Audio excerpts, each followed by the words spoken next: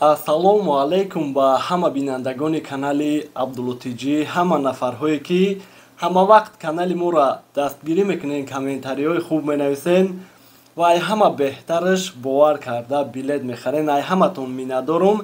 Дар ин видео мехостам нафарҳое ки бигем дар ҳамин масъалаҳои депортатсия ва штрафу видбарени савол нависта буданд, то ҷое ки медонем, то ҷое ки пурсидем ва аниқ кардем шумода маълумот расонем. Саволҳо боша дар комментария видео нависе. Агар худ монам ки надонем, иншалло ҳаракат мекунем ки ай нафарҳои мефаҳмидагӣ пурсем ва аниқ кунем, шумода пешниҳод кунем бигем. Чун ҳама вақта номерҳоро мемонам ки барои билет ай киҷое ба киҷое боша метавонед телефон кунед, нарх навора пурсед ва ба дили пур харидорӣ кунед. Барои регистратсия кардан Москва, Московский област, барои граница гузаштан ба самолёт, ба мошин, барои возвращение на родина гирифтан, барои бор рӯй кардан, ёки ай Тоҷикистонам ягон документа рӯй кардан ва баъдан барои нафарҳое ки бедокументанд, дамадед ва ёки вунукова даромадан метавонед ки муроҷиат кунед. Иншаллоҳ коргаромон ва якасомон ҷавоб метиҳанд. Прямоида успех накардан дар WhatsApp нависе, иншаллоҳ ки ҷавоб метиҳанд. Ва чӣ гуфтанем, рости нафарҳое ки мехоҳанд бизнеси худшона сар кунанд дар Wildberries, Озон, Авито, Яндекс.Маркет, як видео кардем мақсад компания Яксонқатӣ, нафарҳое ки мехоҳанд ки ҳамкорӣ кунанд, кор кунанд.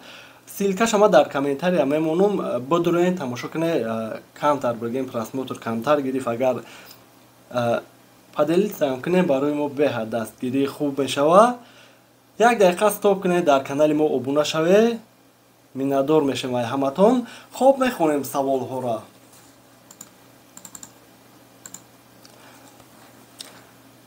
Салому алайкум бародар. Ман патент кардам 8 моҳ супоридам, 2 моҳ пеш патент сӯхт. Маро дастгир кунанд, депорт мекунанд? Алайкум салом бародарҷон. Якум бора бедокумент қапам 5000 штраф мекунанд. Дуюм бора бале депортатсия бигем.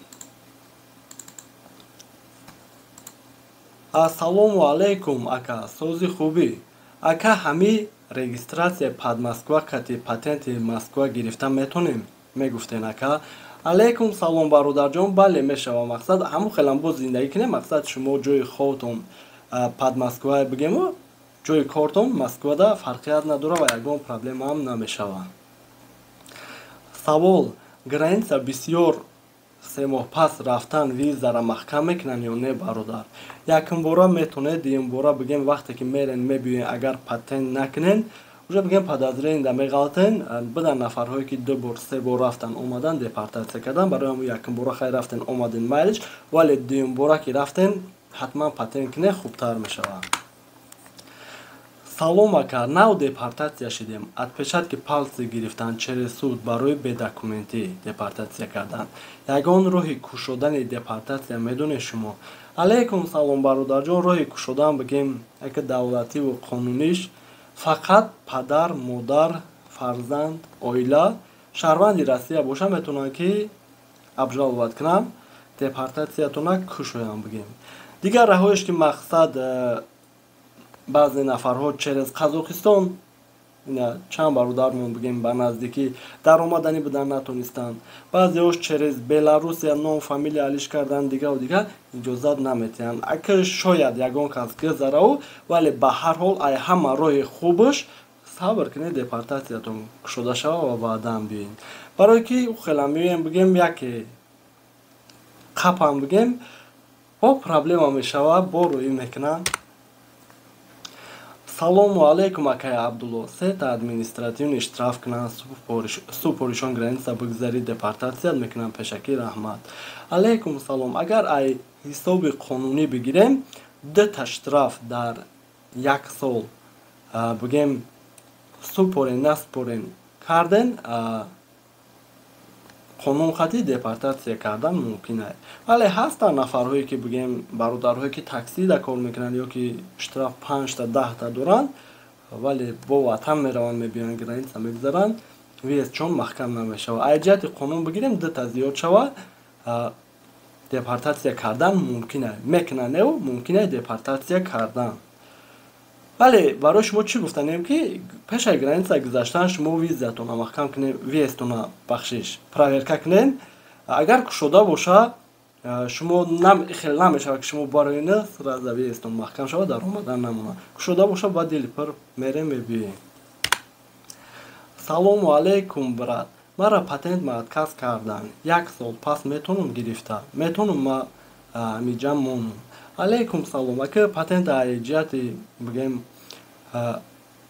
депортатсия наметиҳан отказ мекунанд, ё ки бигем ай ҷиҳате ки ягон касали гузаранда отказ мекунанд наметиҳанд. Шумо ки 1 сол гуфтем мақсад патента баъзеҳо намеспоранд, месӯза. дар ин ҳолат ҳам патента падават мекунем, мегӯянд ки муддати 1 сол да. Вале бигем ки дар Россия гарден қапантон чӣ ки аввал да гуфтем якум бора 5000 штраф, дуюм бора мумкина депортатсия кунанд ва барои патент дуюм бора супоридан шумо бояд граница гузарем ба мигратсионкаи нав бигем патента супорем.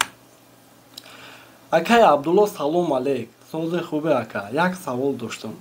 Ҳамин ма 17 солаем бедаверности падарам Тоҷикистон метонам рафта ё не?